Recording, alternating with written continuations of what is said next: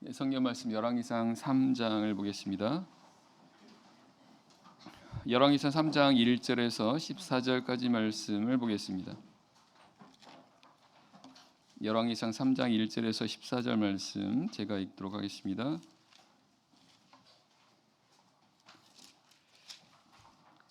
(3장 1절) 솔로몬이 애굽 왕 바로로 더불어 인연을 맺어 그 딸을 취하고 데려다가 다윗 성에 두고 자기의 궁과 여호와의 전과 예루살렘 주위의 성이 피력되기를 기다리니라.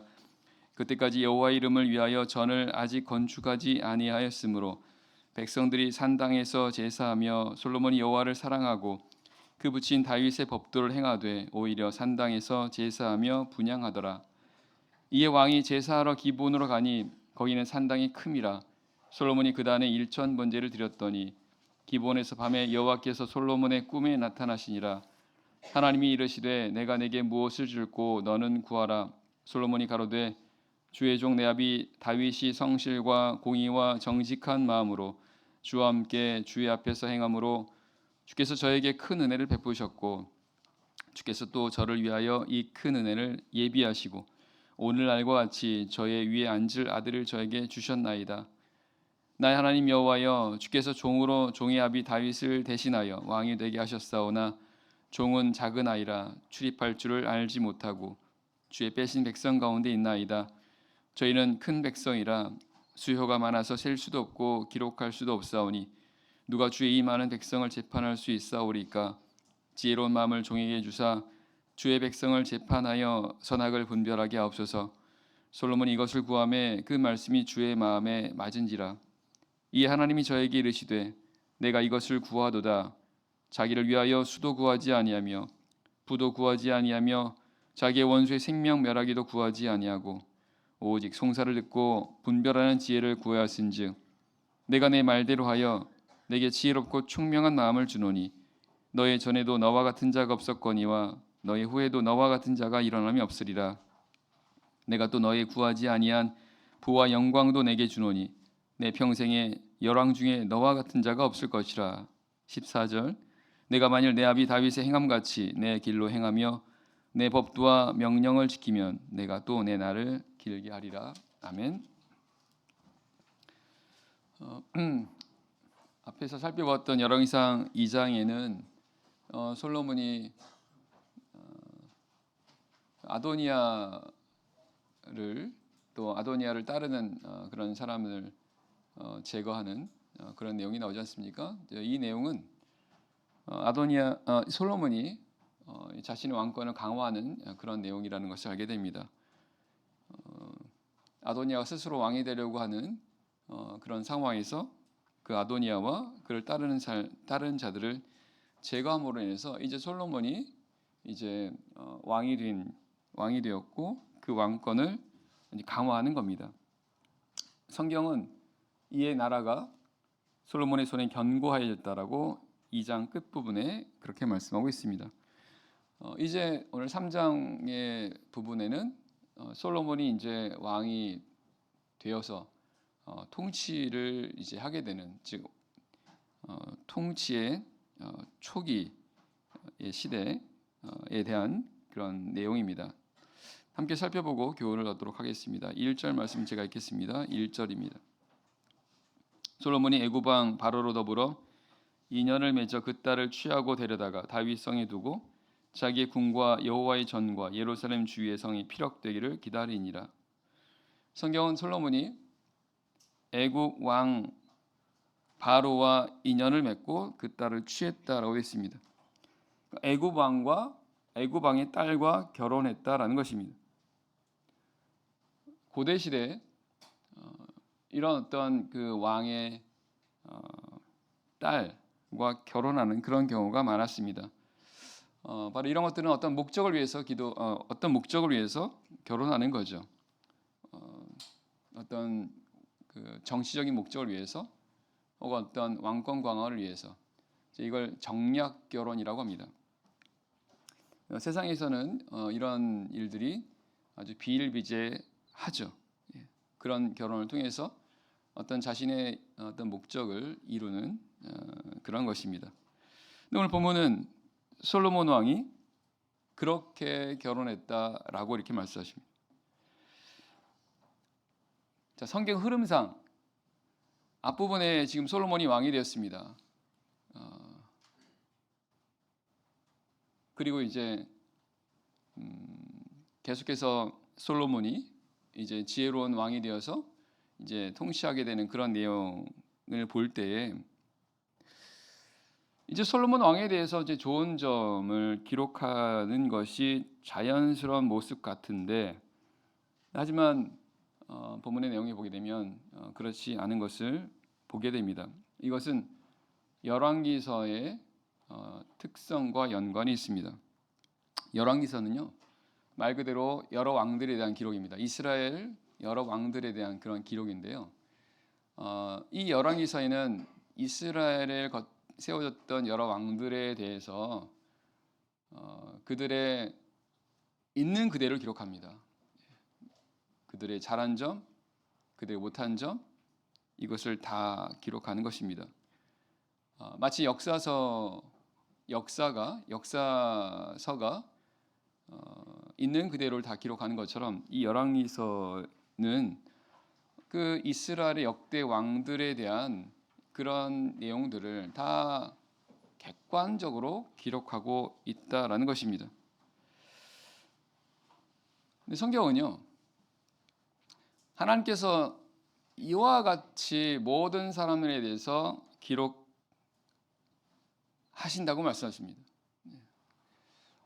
요한계시록 20장에 오면 죽은 자들이 물론대소하고 그 보좌 앞에 섰는데 책들이 펴 있다, 이런 말씀이 있습니다. 죽은 자들이 다 일어나서 다 살아나는 거죠. 그리고 이제 하나님의 심판 앞에 이제 서게 되는데, 성경은 그 보좌 앞에 책들이 펴 있다는 것입니다. 근데 이 책들에 대해서 말씀하시기를 죽은 자들이 자기 행위를 따라서 기록된 대로 심판을 받는다라고 말씀하십니다. 그 책들에는 그 죽은 자들의 그 자기 행위가 다 기록이 되어 있다라는 것입니다. 성경은 바로 이 책들, 모든 사람들 그들이 자기 행위를 따라서 기록된 그 책들에 따라서 심판을 받게 된다고 말씀하고 있습니다. 그래서 이것이 가장 결국 하나님께서 바로 이와 같이 모든 사람을 심판하신다고 말씀하십니다. 이제 이게 공의의 심판인 거죠. 그래서 우리 모두도 바로 그런 이런 심판을 받게 될 것을 알 수가 있습니다. 그렇다면 이것을 안다면 심판을 대비해야죠. 우리가 행했던 모든 내용들이 다 우리 책들, 하나님 앞에 있는 보좌 앞에 있는 책들에 기록된다라고 말씀하십니다. 그럼 우리가 이것을 안다면 대비해야죠. 우리 하나하나 이런 행동들, 우리가 잘못 행하고 있는 이런 부분들에 대해서 다 하나님께서 기록하신다고 한다면 이런 부분들을 우리가 의식하면서, 그리고 그런 부분들을 조심하면서 살아가야 되는 것이고, 그렇게 하는 것이 결국 심판을 대비하는 그런 모습이라는 것도 알게 됩니다. 2절 3절 말씀 읽겠습니다. 2절, 그때까지 여호와 이름을 위하여 전을 아직 건축하지 아니하였으므로 백성들이 산당에서 제사하며 솔로몬이 여호와를 사랑하고 그 붙인 다윗의 법도를 행하되 오히려 산당에서 제사하며 분향하더라. 성경이 솔로몬 왕 초기 때 그 이스라엘 백성들이 산당에서 제사했다, 이렇게 말씀하십니다. 이 산당이라고 하는 것은 지금 이스라엘 백성들이 지금 가나안 땅에 있지 않습니까? 하나님께서 이스라엘 백성들 애굽에서 나오게 하신 다음에 그 가나안 땅을 이제 얻게 하셨습니다. 이 산당이라고 하는 것은 이스라엘 백성들이 그 가나안 땅을 정복하기 전에 이미 그 가나안 땅에 살고 있었던 그 이방 사람들이 자신의 신을 섬기기 위해서 만들어둔 바로 그런 신당입니다. 성경을 그걸 산당이라고 말씀하는 거죠. 물론 이스라엘 백성들이 그 가나안 땅을 정복했을 때 그 가나안 땅에 살고 있는 이방 민족들을 이렇게 쫓아냈죠. 하지만 그럼에도 불구하고 그 산당은 이제 남게 됩니다. 성경은요, 그때까지 하나님의 이름을 위하여 전을 아직 건축하지 않았기 때문에, 그러니까 백성들이 산당에서 제사했다 이렇게 말씀하십니다. 전을 건축하지 않았다. 성전이죠, 성전. 하나님의 성전을 아직 건축하지 않았기 때문에 백성들이 그 그 성전이 없으니까 여기서 이 산당이라고 하는 이방인들이 그들의 신을 섬기려고 숭배하려고 만들었던 그 산당에서 하나님께 제사했다. 이렇게 말씀하십니다. 그 말은 뭐냐면 부득이했다는 것입니다. 아직 산당이 없으니까요. 그러니까 부득이하게 그 백성들이 그 산당에서 하나님께 이렇게 제사하게 되었다라고 이렇게 말씀하십니다.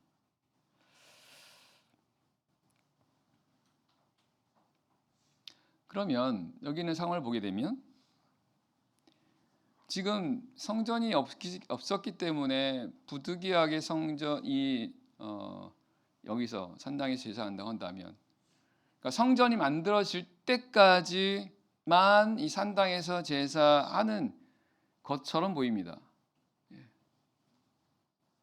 그때까지만 임시적으로 부득이한 상황 속에서 그렇게 제사를 했다는 것입니다. 그러다 보니까 뭐 어쩔 수 없지 않느냐, 뭐 어떤 이런 느낌이라는 겁니다.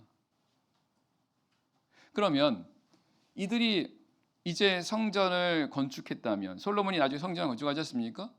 그럼 성전을 건축한 이후에는 그럼 산당이 없어졌나요? 그러지 않습니다. 여전히 산당은 계속 존재합니다. 문제는 그 산당을 통해서 이제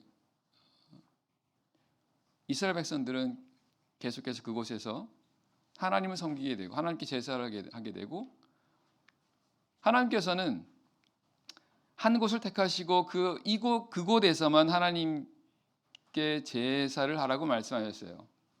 그게 성전이지 않습니까? 근데 그 성전이 아까 말씀드린 것처럼 아직 이렇게 건축하지 못하다 보니까 이스라엘 백성들이 부득이하게 그곳에서 한 것처럼 보인다는 것입니다. 그래서 어떻게 보면 뭐 어쩔 수 없었던 것처럼 보이지만 사실은 그렇지 않다라는 것입니다. 사실 하나님께서는요, 이스라엘 백성들로 하여금 이 산당을 다 없애라고 말씀하셨어요.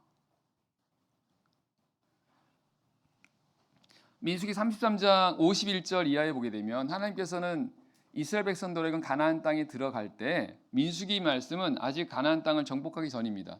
이제 가나안 땅에 들어가기 직전인 거죠.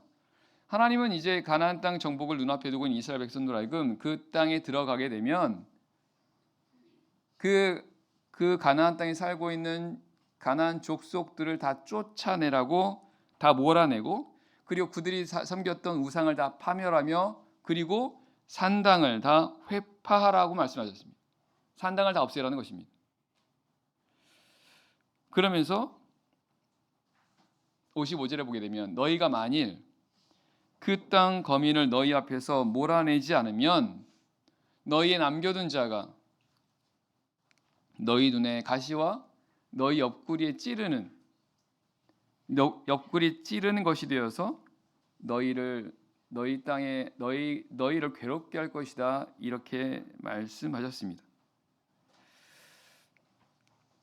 그러니까 그런 상황 속에서 하나님께서는 이스라엘 백성들에게 그 산당을 다 없애라고 이제 말씀하셨는데, 사실은 이스라엘 백성들이 가나안 땅에 이제 정착하면서 산당을 다 없애지 않은 것입니다. 남겨둔 거죠. 그리고 이제 성전이 건축하지 아직 않은 상태에서 그 산당에서 제사를 하게 된 것입니다. 이건 하나님의 뜻은 아니라는 겁니다. 하나님의 말씀대로 행하지 않은 것이라는 것입니다.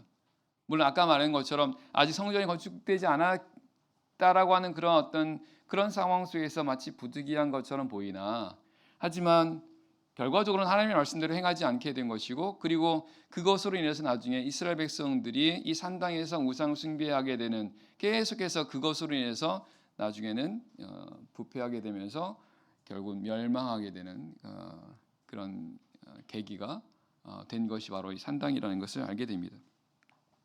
그럼 우리가 이 말씀을 통해서 우리가 어떤 교훈을 생각해 봐야 할까요? 그리고 이런 모습이 오늘 우리의 삶 속에서는, 우리 신앙의 모습 가운데는 없는가 우리가 생각해 봐야겠죠. 우리가 신앙생활하는 가운데 있어서도 우리는 부득이한 상황이라는 상황이 생길 수 있습니다. 어떤 상황 속에서 하나님의 말씀대로 해야 되는데 그 말씀대로 하지 못하는 어떤 부득이한 그런 상황이라는 상황을 만날 수 있죠. 예.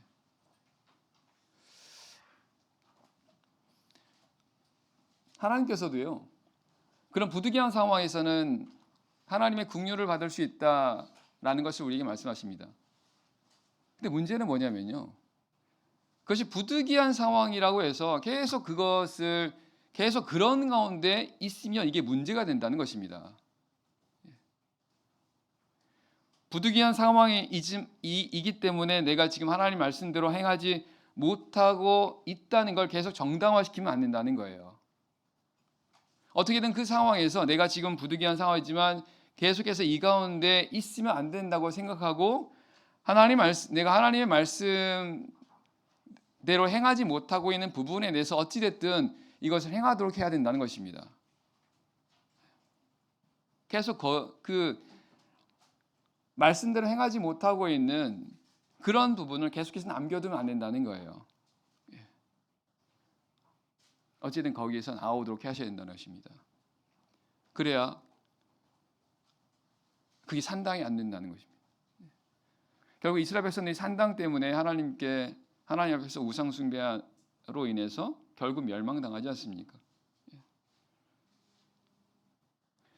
그래서 우리 삶 가운데서, 우리 신앙생활하는 그런 가운데서 하나님의 말씀에 순종하지 못하고 있는, 하나님 말씀대로 행하지 못하고 있는 상황들, 그것이 설사 어떤 부득이한 상황이라 하더라도 그것이 계속 유지가 되면 안 된다는 것입니다. 어찌됐든 그 안에서 나올 수 있도록 힘을 쓰고 기도하고 해서 거기서 서서히 그 상황에서 그 상황이 바뀌도록, 결국은 하나님의 말씀대로 하도록 해야 한다는 것입니다.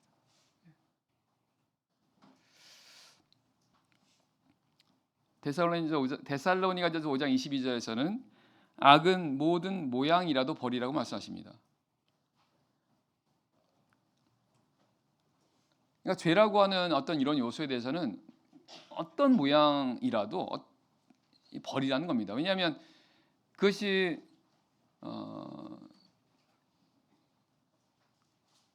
그래서 허용하게 되면요, 이제 이게 계속 커지는 겁니다. 그냥 가만히 있는 게 아닌 거죠. 욕심이 잉태한즉 죄를 낳고 죄가 장성하니 사망을 낳느니라라는 그런 말씀처럼 계속 커지는 거예요. 그럼 나중에 이게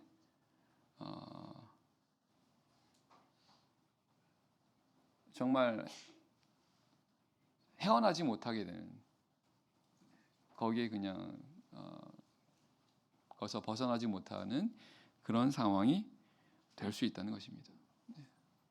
그래서 우리 신앙의 각자 신앙의 삶 속에서 이런 부분이 없는지 생각해 보셔야 됩니다.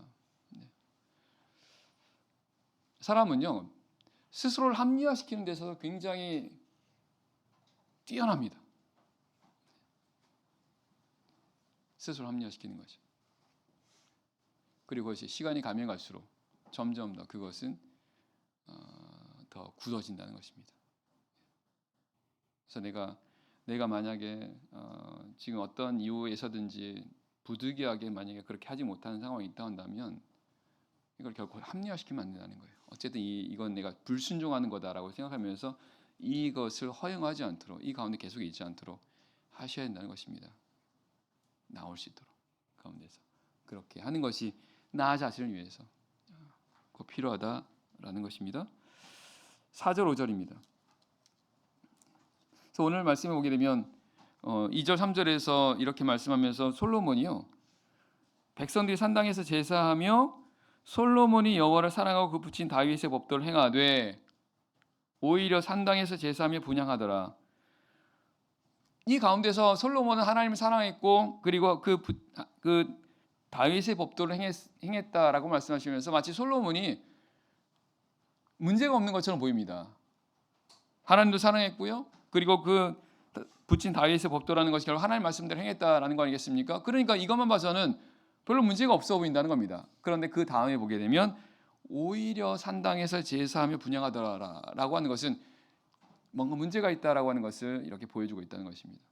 그런 것처럼 오늘 우리가요, 내가 하나님 말씀대로 행하지 못하는 부분이 아까 말했던 그런 부득이한 상황 속에 그런 게 있습니다. 그런 속에서도 나 자신은 여전히 내가 하나님을 사랑할 수 있고 그리고 하나님 말씀대로 행할 수 있다라는 것입니다. 신앙생활하는데 문제가 없어 보인다는 것입니다. 근데 그게 문제가 없는 게 아니라는 것입니다. 아까 말씀드린 것처럼 결국은 이게 빌미가 돼서요. 이게 빌미가 돼서 이스라엘이 우상 숭배하는 그 부패함으로 이어지게 된다는 것입니다. 그래서 이런 말씀들이 오늘 우리에게 주시는 그런 교훈들이 있다라는 것을 기억해야 되겠습니다. 4절 5절입니다. 4절 5절 말씀.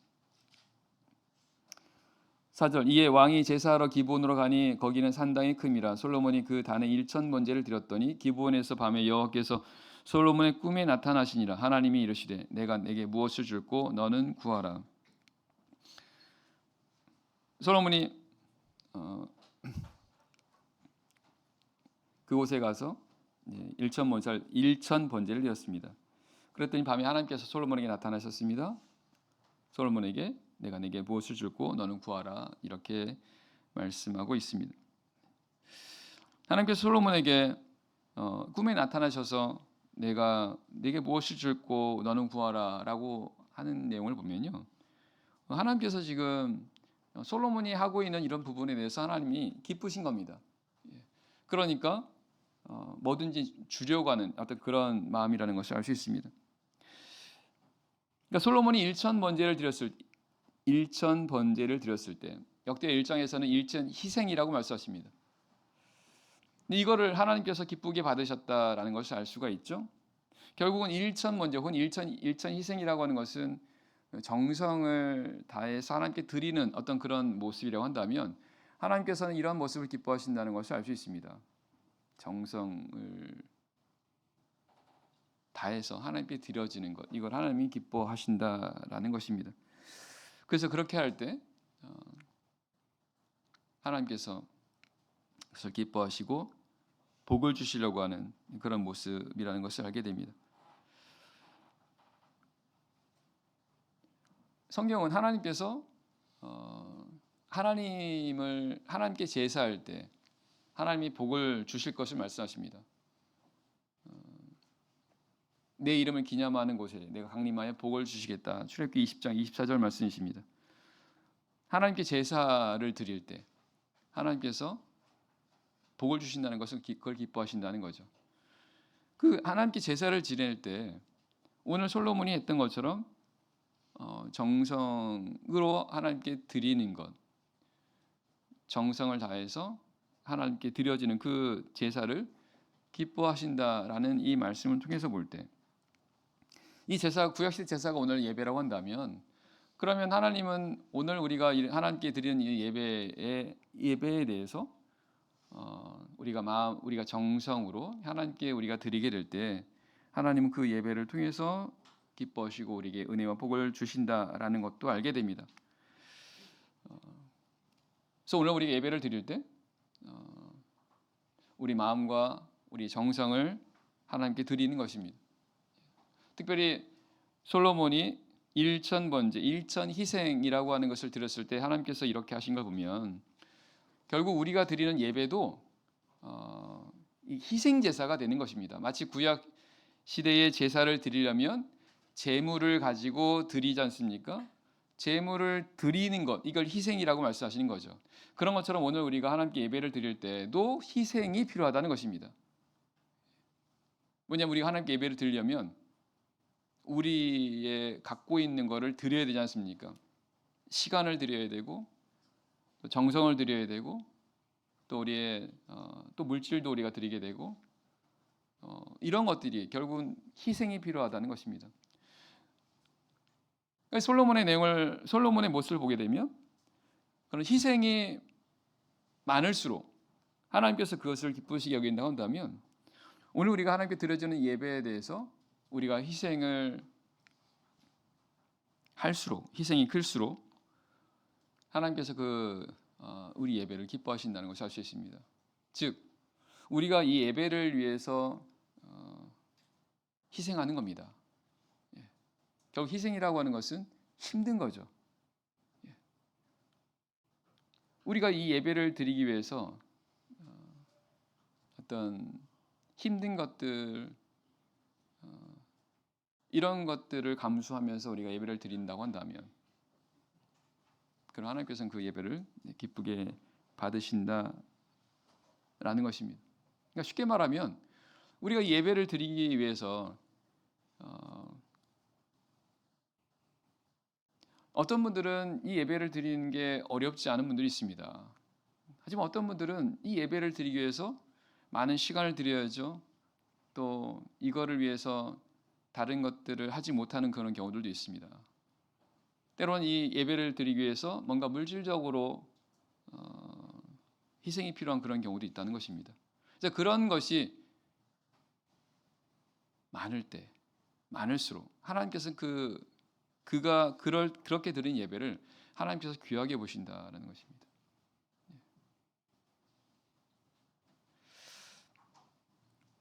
이 예배는요, 단지 우리가 이 시간에 하나님께 드리는 예배뿐 아니라 성경은 근본적으로 우리가 하나님께 순종하는 삶을 살아가는 것이 영적인 예배라고 말씀하십니다. 로마서 12장 1절 말씀에 보면 너희 몸을 하나님 기뻐하시는 거룩한 산 제사로 드리라. 이는 너희들이 영적 예배라고 말씀하십니다. 우리 몸을 하나님께 드리는 것, 결국 우리 몸을 우리 하나님께 드리는 제물로 드리는 게 영적인 제사요, 영적인 예배라는 것입니다. 하나님께 순종하는 그런 삶이 되는 거죠. 구약시 동물을 잡아서 하나님께 제물로 바쳐진 게 제사였고, 그런 것처럼 오늘날 우리 자신을 우리가 희생해서 하나님께 드려지는 것, 이게 순종이지 않습니까? 내가 하나님께 순종하기 위해서 내 욕심대로, 내 뜻대로 하지 않고 내 자신을 죽이면서 하나님께 순종하는 것이 결국은 영적 제사요, 영적 예배라는 겁니다. 그래서 이걸 위해서 희생이 따르게 되고 이런 희생이 많을수록, 왜냐하면 우리가 하나님께 순종하기 위해서 반드시 나의 것이 희생이 되어야 되지 않습니까? 그리고 이런 희생이 많을수록, 다시 말하면 내가 하나님께 순종하기 힘든 상황에서 순종하는 걸 하나님께서는 더 기뻐하신다라는 사실입니다. 당연하지 않겠습니까? 순종하기 쉬운 상황에서 하나님께 순종하는 건 누구나 다 할 수 있지 않습니까? 하지만 순종하기 어려운 상황에서 하나님께 순종한다는 건 굉장히 어렵지 않습니까? 근데 결국 이게 희생이라는 겁니다. 근데 하나님께서 그런 희생을 기뻐하신다는 거예요. 그러니까 순종하기 힘든 상황에서 하나님께 순종하는 것. 그 순종을 위해서 나의 많은 걸 희생하게 될 때 하나님께서는 그것을 기쁘게 받으시고 은혜와 복을 더 허락하신다라는 것을 알 수 있습니다. 아울러서 성경은요, 우리 믿는 성도들은 내 자신을 하나님께 드리는 이것만이 제사가 아니라 이방인을 하나님께 제물로 드리는 또한 이런 제사도 해야 된다라고 말씀하십니다. 다시 말씀드릴게요. 오늘날 우리 성도들은 영적인 제사장입니다. 제사를 드린 사람입니다. 먼저는 자기 자신을 하나님께 제물로 드리는 사람입니다. 내 자신을 하나님께 순종하게 하는 거죠. 복종시키는 겁니다. 근데 그것뿐만 아니라 이방인도 하나님을 알지 못하는 그런 사람들 하나님께 순종하게 복종하게 하는 것도 이것도 우리 영적인 제사장들이 해야 되는 그런 일이라는 겁니다. 이게 바로 전도라는 것입니다. 하나님을 알지 못하고 하나님께 순종하지 못하는 그런 사람들을 하나님께 순종하게 하는 것, 이게 전도라는 거예요. 그리고 이 일을 위해서 많은 희생을, 이것도 당연히 희생이 필요하고 이걸 위해서 희생이 많을수록 하나님께서는 그 희생을 기억하시고 더 기뻐하신다라는 것입니다. 그래서 오늘 우리 성도들이 이 이방인들을 하나님께로 이렇게 순종하도록 하는 이 전도, 영혼 구원을 위한 이 전도에 의해서 우리가 많은 희생을 할 때 하나님께서는 그것을 기억하시고 은혜와 복을 주신다. 심은 대로 거두게 하신다라는 그런 말씀에 따라서 은혜와 복을 주신다는 것을 우리가 기억을 해야 되겠습니다. 6절입니다. 6절. 솔로몬이 가로되 주의 종 내 아비 다윗이 성실과 공의와 정직한 마음으로 주와 함께 주의 앞에서 행함으로 주께서 저에게 큰 은혜를 베푸셨고 주께서 또 저를 위하여 이 큰 은혜를 예비하시고 오늘날과 같이 저희 위에 앉을 아들을 저에게 주셨나이다. 하나님께서 솔로몬에게 구하라고 하니까 이제 솔로몬이 하나님께 구하는데 구하기 전에 솔로몬이 자신의 부친이었던 다윗에 대해서 말합니다. 내 아비 다윗이 성실과 공의와 정직한 마음으로 주와 함께 주의 앞에서 행함으로 주께서 저에게 큰 은혜를 베푸셨고, 이 말씀 보면 솔로몬도 알아요. 그의 부친 다윗이 하나님께 큰 은혜를 받았다는 것을 알고 있습니다. 근데 이 다윗이 왜 하나님께로부터 이런 큰 은혜를 받았다라고 말하고 있습니까? 다윗이 하나님 앞에 이렇게 행했기 때문에요. 이런 마음으로 행했기 때문에. 어떻게 해요? 다윗이 성실과 공의와 정직한 마음으로 주의 앞에서 행했기 때문에 하나님께서 이 다윗에게 큰 은혜를 베푸셨다는 겁니다. 그리고 그 은혜에 따라서 솔로몬 자신도 이렇게 왕이 됐다라는 것입니다.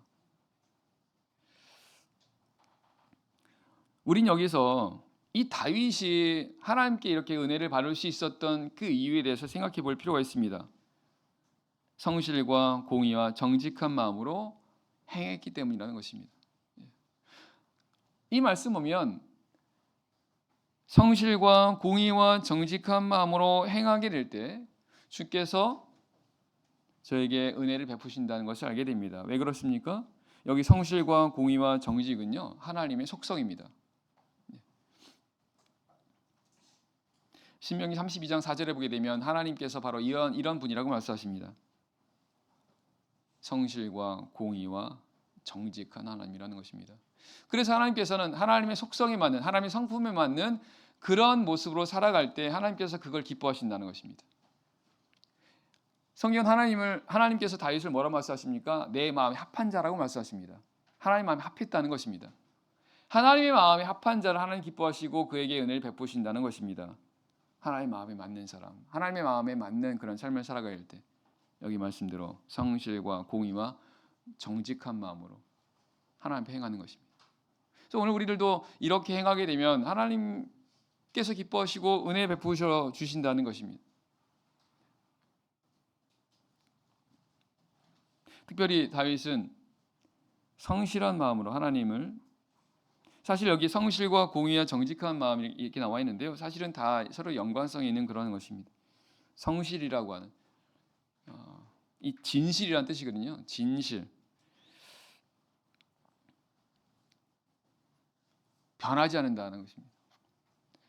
하나님께서 신실하신 하나님이라고 말씀하시는 것도 다 여기 성실이라고 하는 의미 가운데 포함이 되는데요. 다윗은 성실한 마음으로 하나님께 행했습니다. 하나님께서는 그런 다윗을 기뻐하셨다라고 말씀하십니다.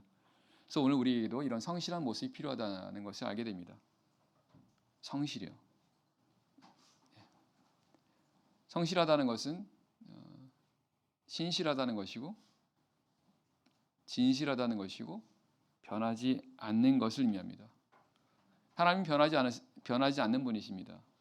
그래서 하나님께서는 이렇게 변하지 않은 마음으로 하나님을 섬기는 자들을 또한 기뻐하신다는 것입니다. 그래서 우리 믿는 사람들은, 우리 성도들은 변하지 않는 그런 자들이 되어야 한다는 것입니다. 성실한 사람들입니다. 상황에 따라서 변하는 게 아니라 어떤 상황에서든지 변하지 않는 사람들입니다. 내가 처한 상황이 내가 생각하고 내가 기대했던 대로 될 때만 하나님께 감사하고 하나님께 열심인 그런 모습이 아니라 반대로 내가 원하지 않는, 내가 기대하지 않는, 내가 힘들고 내가 어떤 큰 어려움 그런 가운데 있는 상황이라 하더라도 하나님에 대해서 변하지 않는 그런 삶을 살아가는, 이게 바로 성실이라는 것입니다. 그래서 우리 기본적으로 이 성도의 삶 속에서는 이런 성실이라고 하는, 그러니까 우리가 평상시의 성실이라는 단어를 우리 사용하는 내내 그 의미입니다. 성실하다는 것은 뭡니까? 꾸준하게 계속해서 그걸 하는 거거든요. 꾸준하게. 작은 거 하나라도 그걸 꾸준하게 계속해서 하는 게 성실하지 않습니까? 근데 결국 이게 진실하다는 것이고 신실하다라는 것입니다. 근데 그런 것들이 쌓이고 쌓여서 하나님 보시기에 성실한 마음으로 하나님을 섬기는 자로 보신다는 거죠. 그래서 우리 삶에 성실이 없다면 그거는 성실한 모습이 없는 가운데 하나님께 은혜 받으려고 생각해서는 안 된다는 것입니다. 세상에서도 성실한 삶을 살아가는 사람들이 인정받지 않습니까? 꾸준하게 변하지 않고 계속해서 노력하고 힘쓰고 이런 사람들이 인정받게 되고 그런 사람들이 뭔가 좋은 열매를 맺지 않습니까? 세상에서도. 하물며 우리 하나님의 백성들, 하나님을 믿는 하나님의 백성들 삶 속에서 이런 성실이 빠진 가운데서 뭔가를 은혜 받고 복을 받으려고 기대할 수는 없는 거죠. 무엇보다 우리가 믿는 하나님은 성실하신 하나님입니다. 그래서 우리가 하고 있는 작은 것 하나라도 우리가 하는 그런 신앙생활에 있어서도 우리 성실한 그런 신앙생활을 하도록 힘쓰셔야 됩니다. 작은 것 하나라도. 근데 이렇게 성실과 공의와 정직한 마음으로 계속해서 이렇게 하기가 쉽지는 않은데 다윗은 어떻게 그렇게 이게 가능했을까요? 이 말씀 보게 되면 성실과 공의와 정직한 마음으로 주와 함께 주의 앞에서 행했다라고 되어 있습니다. 다윗은 주의 앞에서 행했다라고 말씀하십니다. 그 말은 항상 하나님을 의식했다는 것입니다. 하나님 앞에서 행한다고 생각하는 거죠. 항상 내가 뭔가를 행할 때 하나님 앞에서 행한다는 것은 하나님께서 항상 보고 계시고 그 하나님을 내가 의식하고 있다는 뜻입니다.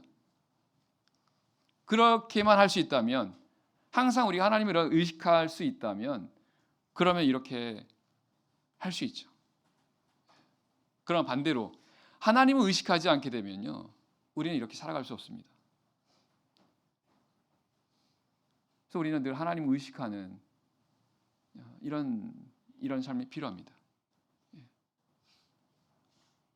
이건 우리가 어떻게 항상 하나님을 의식할 수 있습니까? 그래서 그걸 위해서 우리 삶 가운데서 말씀과 기도가 꼭 필요한 것입니다. 내가 말씀과 기도에 힘쓸 때에 말씀과 기도를 힘쓴다는 것은 결국 내가 말씀과 기도를 통해서 하나님을 내가 가까이 하는 거거든요. 하나님 가까이 하게 될 때 하나님을 그만큼 생각하게 되고 하나님을 의식하게 되고 하나님 말씀대로 행하게 되는 삶이 자연스럽게 되는 거죠. 그러나 내가 하루의 삶을 살아가는 데 있어서 말씀과 기도가 되지 않은 그런 가운데 하나님을 의식하고 하나님 앞에서 행한다, 이건 쉽지 않을 것 같습니다.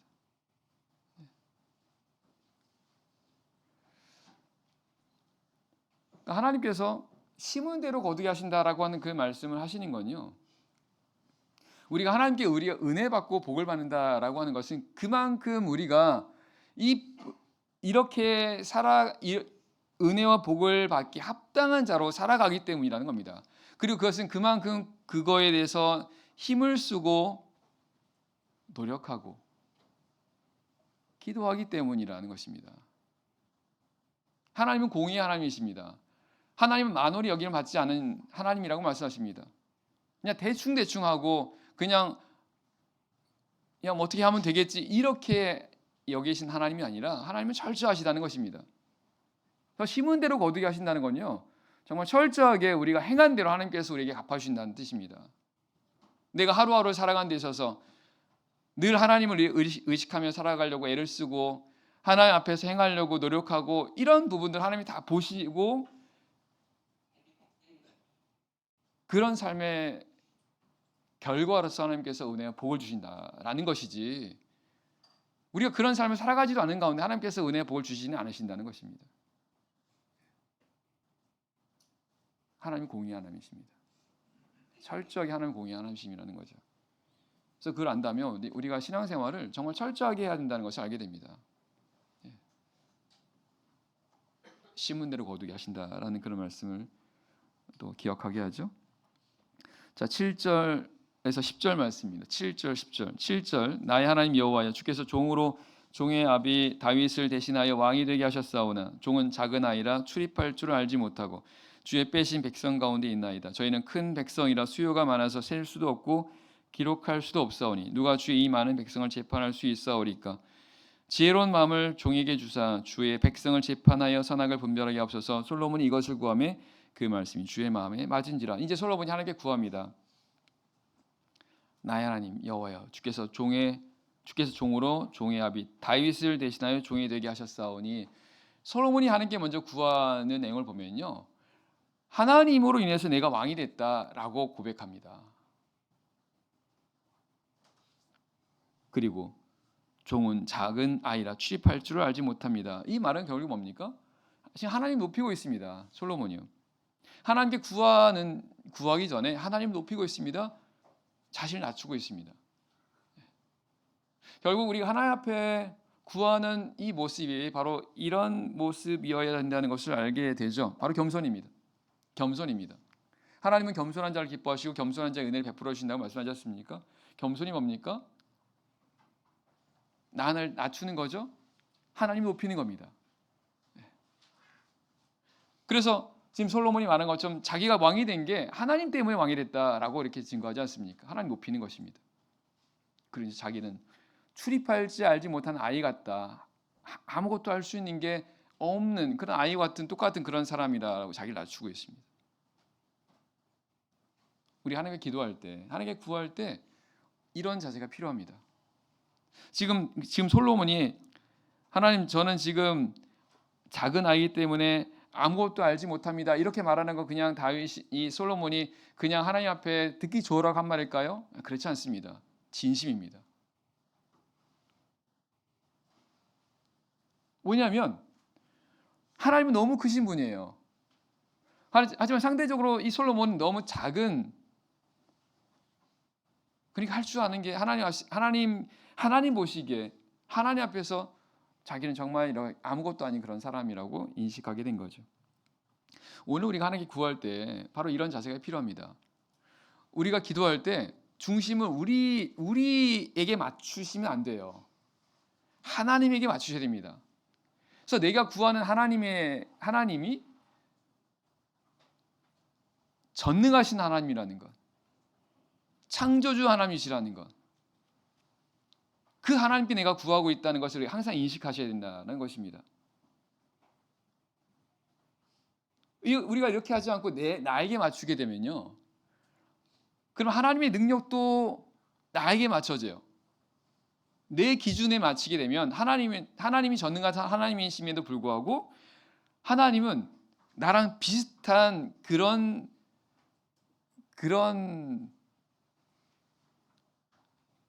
위치가 되는 겁니다.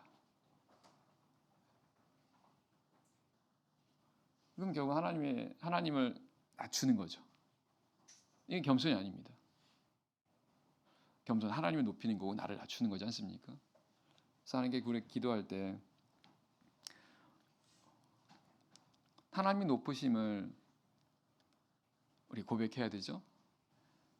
반면에 나의 낮아짐을 우린 고백해야 됩니다. 그래서 우리 모든 것이 하나님의 은혜로 된 것이고 모든 것이 하나님에게 있다는 것을 우리가 고백하면서 우리가 구하는 것을 시작을 해야 되겠죠. 그러면서 솔로몬이 구하는 내용이 뭡니까? 이 백성을 잘 재판할 수 있게 해달라는 것입니다. 결국 이것은 솔로몬이 하나님께서 맡겨주신 이 일을 잘 감당할 수 있게 해달라고, 하나님의 뜻을 이루게 해달라고 기도하고 있다라는 것입니다. 성경은 이것이 하나님의 마음에 주의 마음에 맞았다고 말씀하세요. 그래서 이 말씀 보면 하나님은 우리 하나님의 백성들이 기도할 때 무엇보다 하나님을 중심으로 우리 하나님의 뜻을 이루는 그런 기도를 기뻐하신다는 것을 알게 됩니다.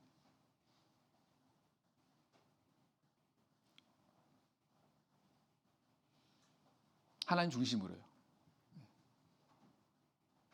그래서 우리가 기도할 때 이렇게 우리 사람은 본능적으로 자기 중심적입니다. 그래서 기도할 때도 나를 기도를 많이 해요. 나를 위해서.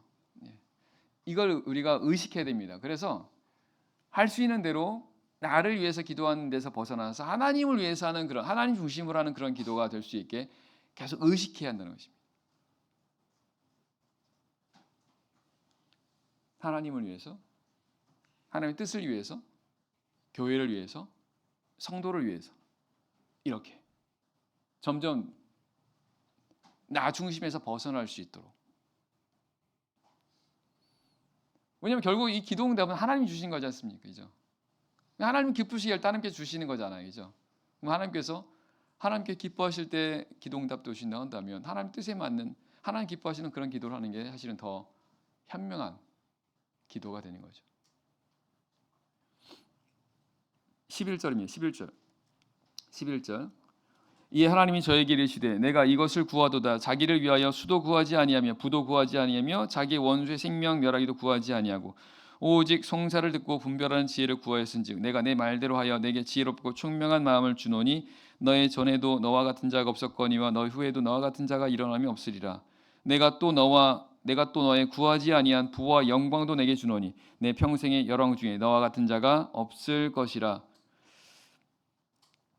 하나님께서 솔로몬의 기도를 들으시고 기뻐하셨습니다. 그리고 이제 솔로몬에게 응답하십니다. 솔로몬에게 이제 은혜를 주시는데 이렇게 말씀하시는 겁니다.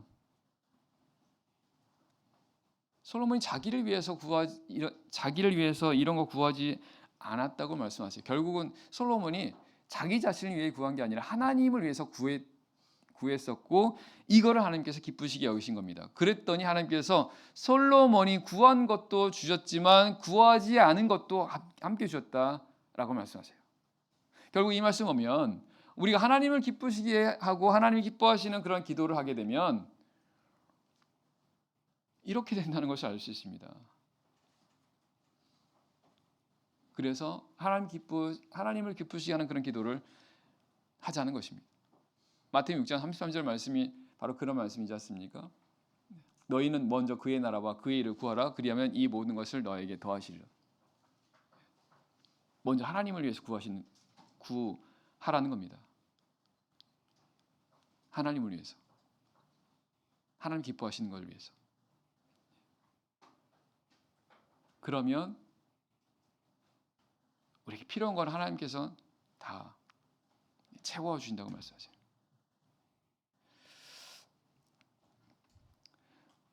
이건 우리가 체험하셔야 됩니다.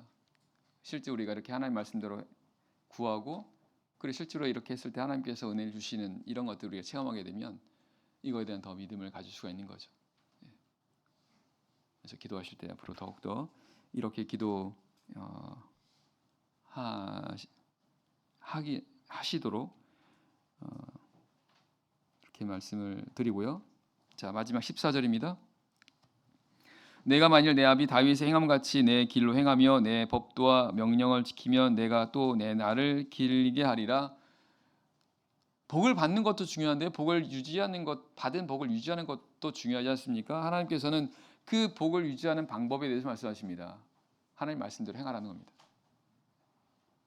결국 복을 받는 것도 하나님 말씀대로 행하는 것이요 복을 유지하는 것도 하나님 말씀을 따라 행하는 것이라는 것을 알게 됩니다.